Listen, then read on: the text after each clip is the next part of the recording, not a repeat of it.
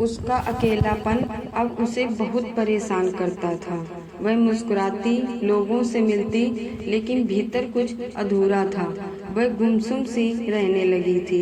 एक रात वो वहीं झील किनारे बैठी थी जहाँ कभी विराट से मिली थी। आसमान में चांद चमक रहा था और पानी पर उसकी परछाई थरथरा रही थी। तभी पीछे से कोई आया।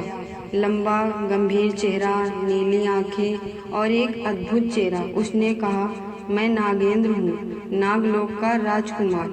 वर्षों से तुम्हें देखता आया हूँ। तुम्हारी मुस्कान में जो पीड़ा छुपी है वो मुझे भीतर तक परेशान करती है।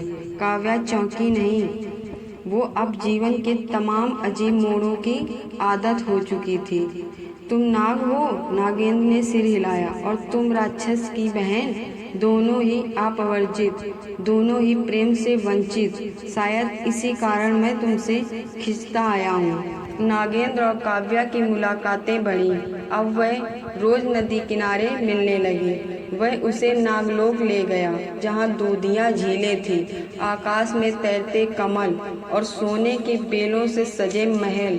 वहाँ काव्या को पहली बार लगा कि वह किसी लोक की नहीं, हर लोक की रानी बन सकती है। एक रात नागेंद्र ने पूछा, अगर मैं अपना रूप बदल लूं तो क्या तुम्हारा प्रेम भी बदल जाएगा? उसको डर था कहीं काव्या मना न कर दे।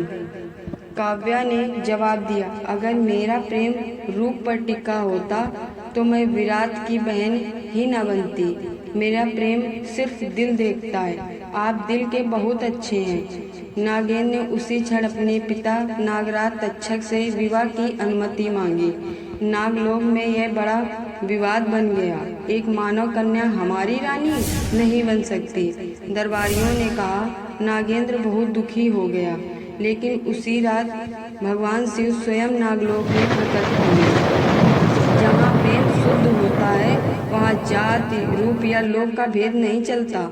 दोनों के विवाह की तैयारी चलने लगी और काव्या और नागेंद्र का विवाह संपन्न हुआ। काव्या अब नागलोक की रानी बन चुकी थी। कुछ महीनों बाद विराट और गौरी नागलोक आए। तीनों ने जब एक दूसरे को देखा तो आंखों में आंसू और ओठों पर मुस्कान थी। वो सभी अब अपने रूप से संपूर्ण थे। न डर था न दूरी, केवल प्रेम था। और वही प्रेम अब तीन लोगों की कहानियों में गूंजने वाला था।